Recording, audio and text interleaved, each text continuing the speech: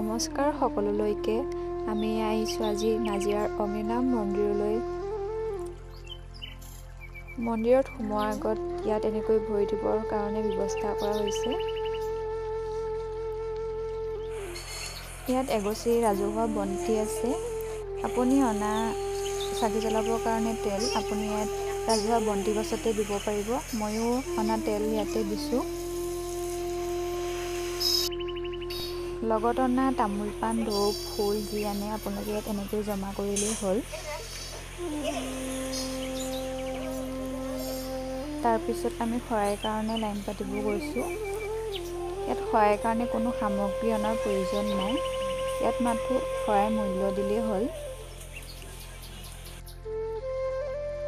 আমি মৰ্ণিং সোনকালে যোৱাৰ কাৰণে ইয়াত মানুহৰ ভিৰটো ইমান পোৱা নাছিলোঁ।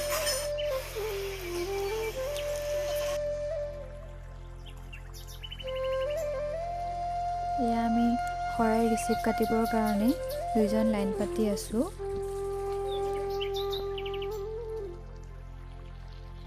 ইয়াত শৰাইৰ মূল্য দি ৰিচিপ লৈ হোৱাৰ পিছত ইয়াৰ পৰা লিংগত গাখীৰ ঢালিবৰ কাৰণে গাখীৰ ল'লোঁ।